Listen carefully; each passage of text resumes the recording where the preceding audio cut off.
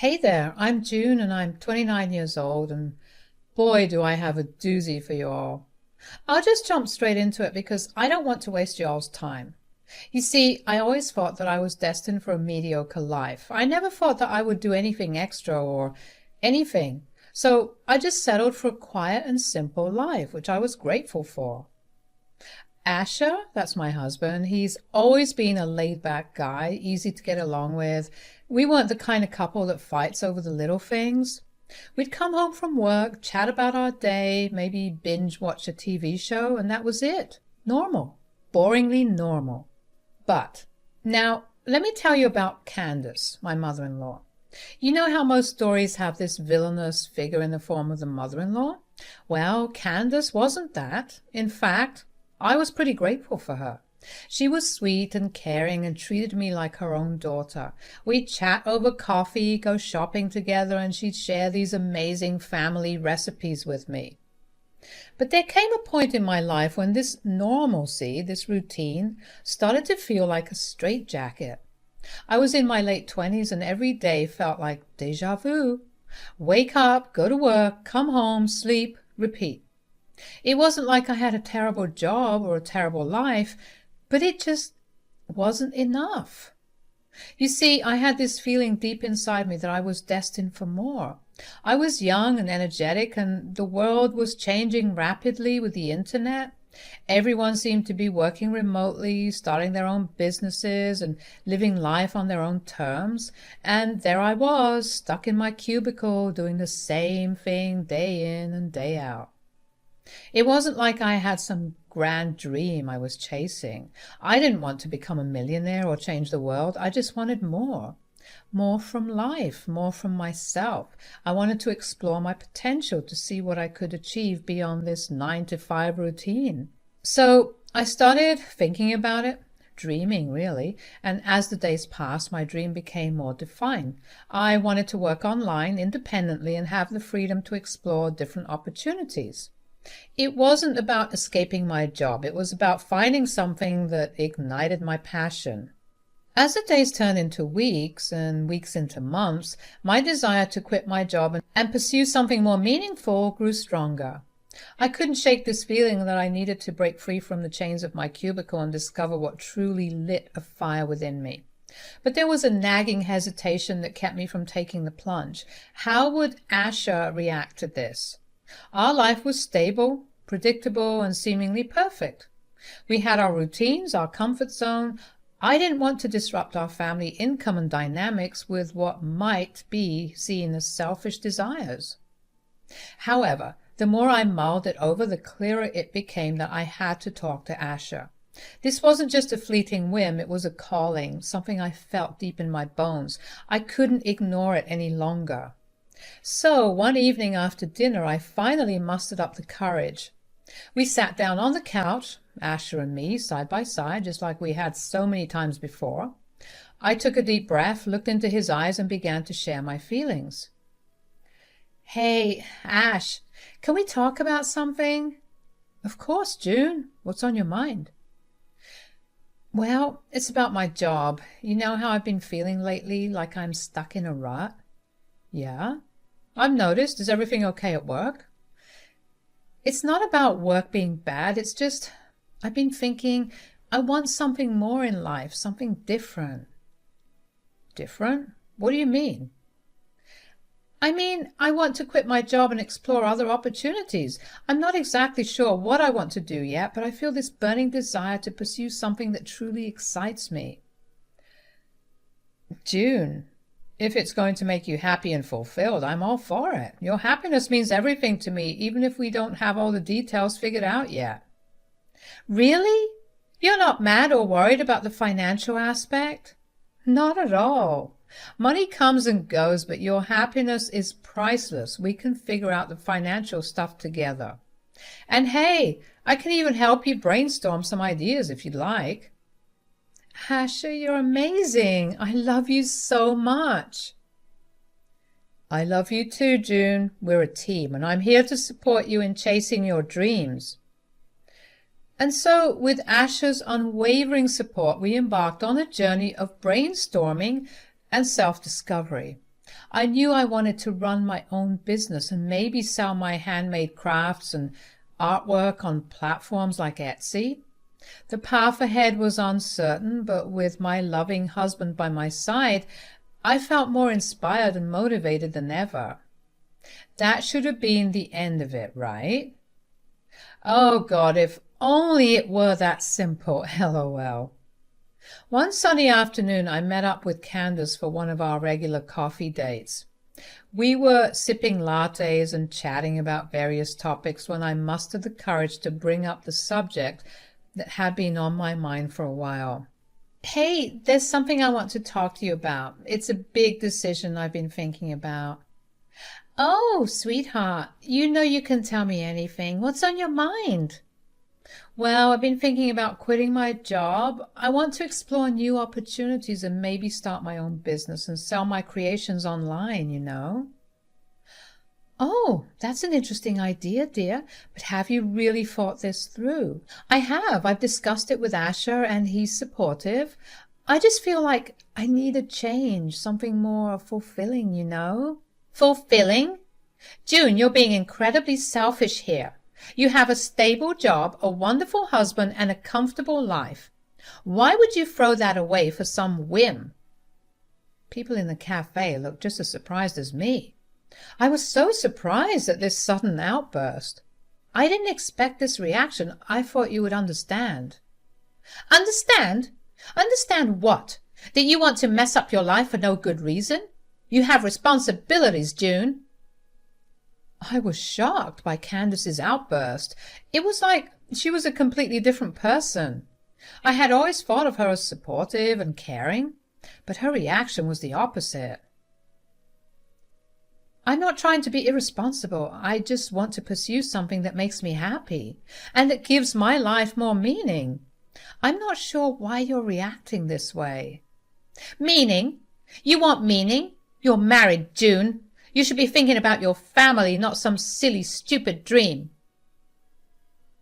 I can be a loving wife and follow my dreams, too. I won't let it affect my responsibilities. Well, you better figure out how to do that, because right now you're making a big mistake. Honestly, I'm disappointed in you.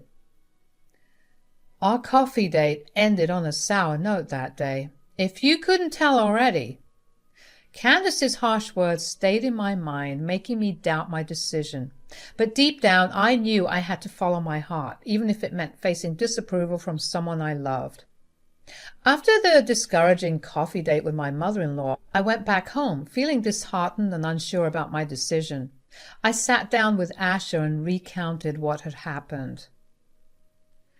Ash, you won't believe what Mom said. She was furious when I told her about wanting to quit my job and start something new. Really? I thought she'd be excited for you. What did she say exactly? She called me selfish, said I was making a big mistake and that I should focus on my responsibilities as a wife. What? Are you serious right now? Trust me, I was just as surprised as you are. June, don't let Mom's reaction get to you. You need to pursue what makes you happy. But Ash, maybe I'm being unreasonable. Maybe I should just forget about this whole thing. No, June. You've been talking about this for a while, and I can see how much it means to you. I don't know why she's acting so weird, honestly. I never expected that from her. But I know that you can do this. You really think so? I know so. You're so talented, babe. You're a jack of all trades. Even though you don't know what you want to do right now, I know that whatever it is will be amazing. Do you really mean that, Ash? I mean it, baby. If this is what you want to do, I'm behind you all the way. Thanks, babe. I appreciate your support. I'll prove to your mom and all the other haters that I can make this work. With Ash's encouragement, I decided to dive headfirst into the world of crochet. I purchased colorful yarn, hooks, and other supplies while I put my 2 weeks' notice at my boring 9-to-5. I ended up transforming our dining room into a cozy crochet corner, and once I was finally unemployed, I got to work. I started small, creating scarves, hats, keychains, decor, and blankets. And at first, things didn't seem like they would work. It was a lot of hard work, but I was determined to make this newfound hobby of mine a full-time business. As the weeks passed, I became more confident in my crochet skills and began designing unique patterns. I eventually opened an online shop on Etsy where I showcased my creations. The positive feedback and sales started rolling in, and I realized that I was onto something. You'd think that after seeing some of my projects and acknowledging my budding online store would change my mother-in-law's mind, but boy was I wrong. The tension between Candace and me escalated when she came over to our house one afternoon. She had stopped by to drop off some laundry because her washing machine was acting up, and she was apparently disgusted when she saw the sheer amount of crochet strewn all over the place. "June, what on earth is all this mess?" "Oh, these are my crochet projects. I've started the little business I was telling you about."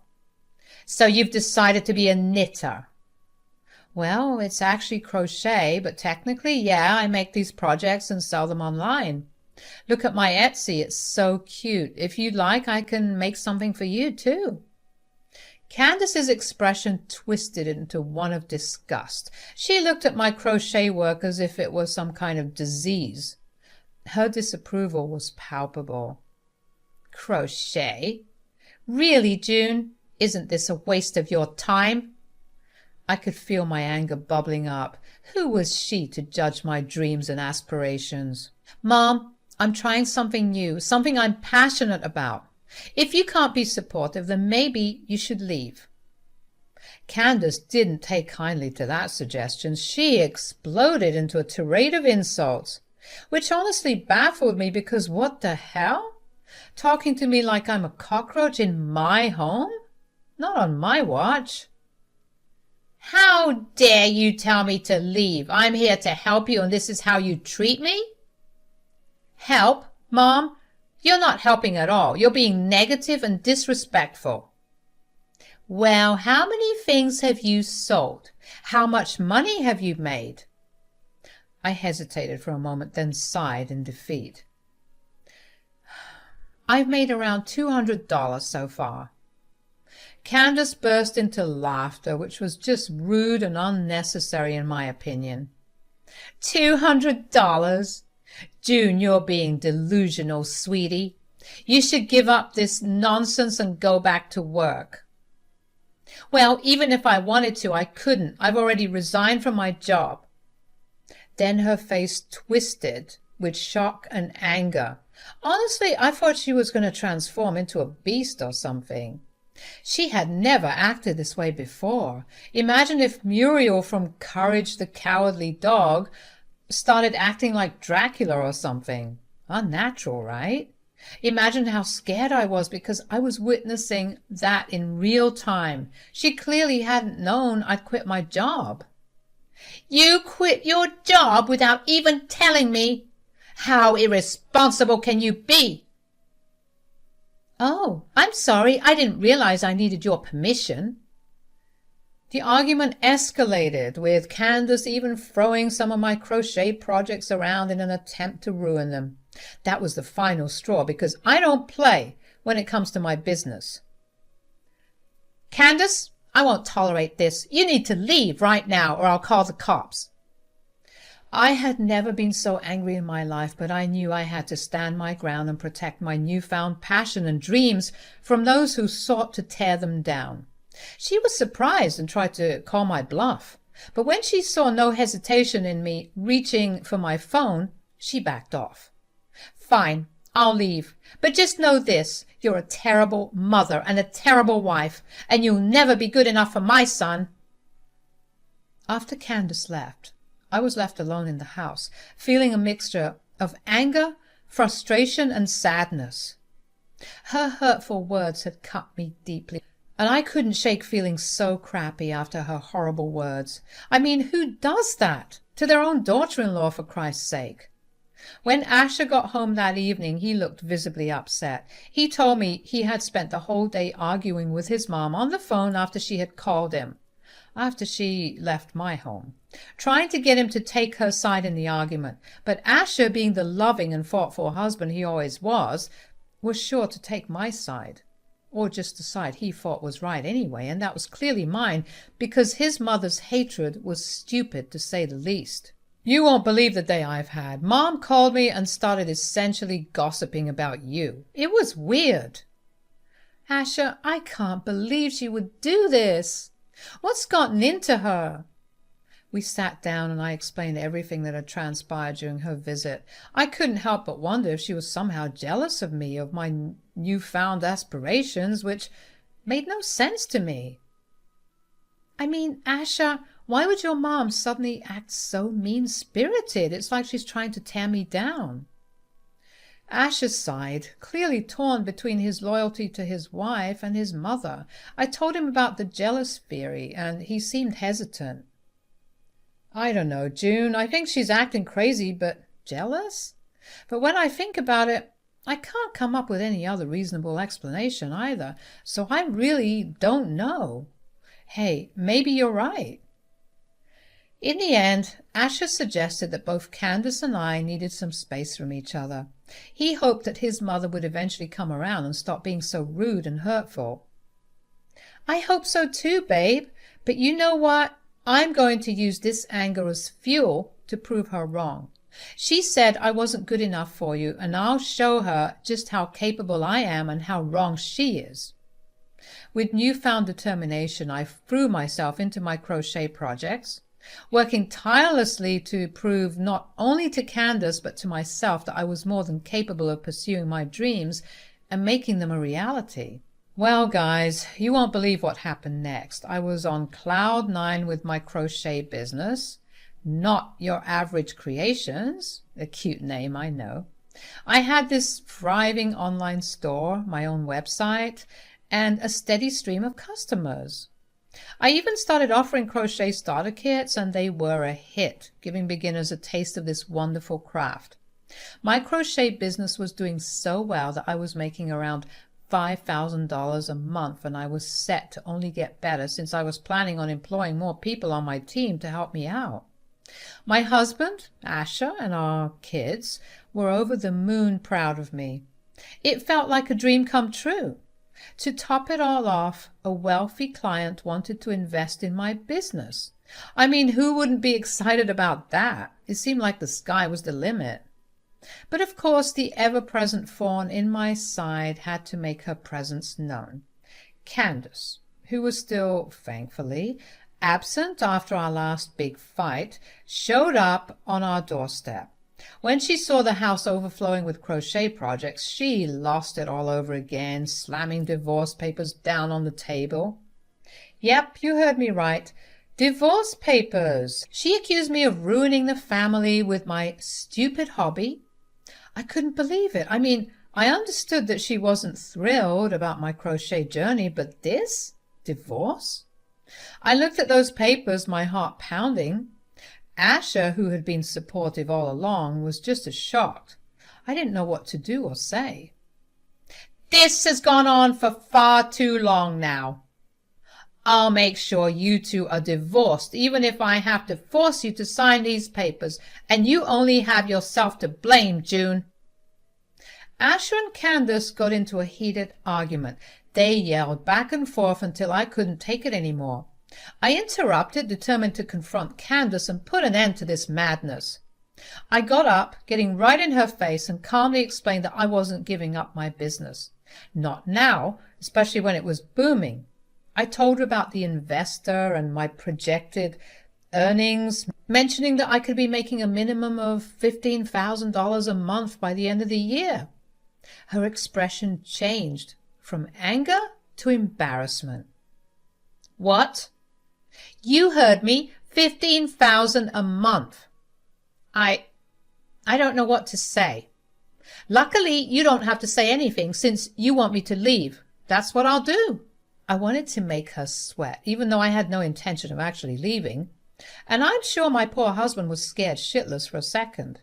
Candace started begging for me to stay, but I held firm, reminding her that this was what she wanted all along, and she shouldn't have a change of heart now. Ma, you've done a lot of crazy things throughout the years, but seriously, nothing tops this. What is wrong with you? You were so disgusted by this business in June, and now you want her to stay? Once you heard those figures, you had a change of heart, huh? It's seriously embarrassing. Get a grip. Don't talk to me that way. I'm your mother. But you're acting like a child.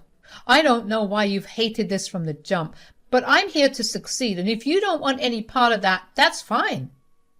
No, June, dear, wait, listen. I didn't mean those things I said.